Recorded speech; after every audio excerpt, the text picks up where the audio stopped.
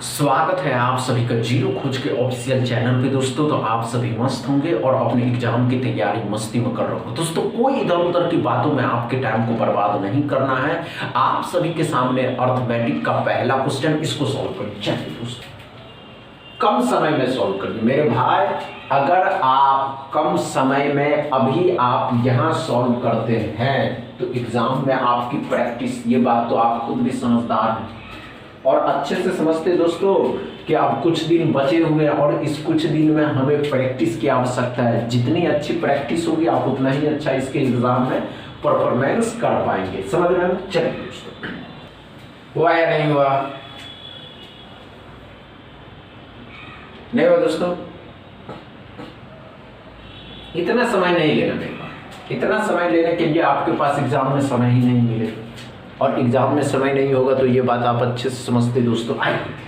कोई बात नहीं दोस्तों कि एक व्यक्ति का अपना इनकम का 30% बचा लेता है। जितना भी इनकम था उसका 30% बचा लेता है। उसका व्यय 840 रुपया है तो उसकी आय रुपया में करा दोस्तों।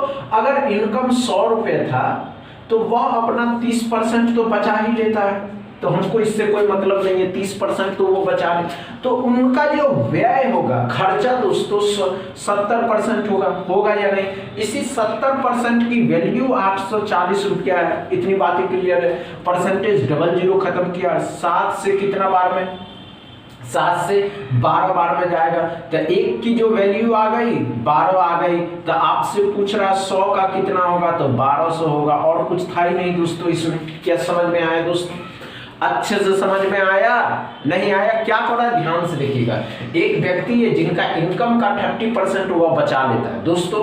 यदि उसका व्यय 840 रुपया में दिया है तो उसकी आय रुपया में पूछ रहा। माना कि 100 रुपया था उनका इनकम दोस्तों। इनकम का 30% बचाता है तो 70% खर्चा करता होगा। इसी 70% की वैल्यू जो है 840 रुपए, तो एक की वैल्यू 12 तो 100 की वैल्यू 1200 हो गया। क्या समझ में आया दोस्तों? अच्छे से समझ में आया? दूसरा क्वेश्चन सॉल्व करिए। चलिए दूसरा क्वेश्चन को सॉल्व करिए। देखते आप कर पाते या नहीं कर पाते दूसरा क्वेश्चन। चलिए दोस्तों, कम समय में सॉल्व करना मेरे भाई। नहीं होगा, घबराने की आवश्यकता नहीं है कि नहीं हो पाया। नहीं दोस्तों, हम बताएंगे।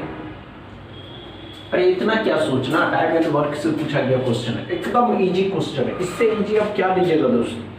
इससे मॉडरेट लेवल के क्वेश्चन भी पूछे जाते हैं। समझ में क्या पड़ा दोस्तों कि ए, बी और सी मिलकर एक काम 6 दिन लेता है। मतलब ए है, बी है और सी एक काम को 6 दिन में करता है।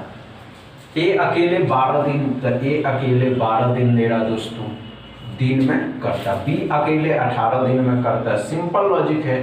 तीनों का एफिशिएंसी 36 हो जाएगा। 6 से 6 बार में 12 से दिया 3 बार में 18 दूनी 36 हो जाएगा। अब क्या करा दोस्तों कि सी का अकेला निकालना है, तो सी का निकालना है तो यहाँ दिया हुआ क्या है दोस्तों कि ए प्लस बी प्लस सी बराबर 6 है।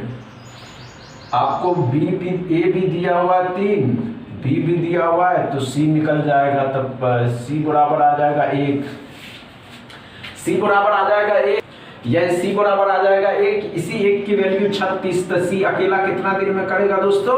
36 दिन में करेगा। क्या था इसमें? और कुछ था ही नहीं दोस्तों। क्या समझ में आया दोस्तों? अच्छे से समझ में आया? समझ में आया हो तो वीडियो को दबा के शेयर करिएगा, लाइक करिएगा, चैनल को सब्सक्राइब कर लीजिएगा। थैंक यू दोस्तों।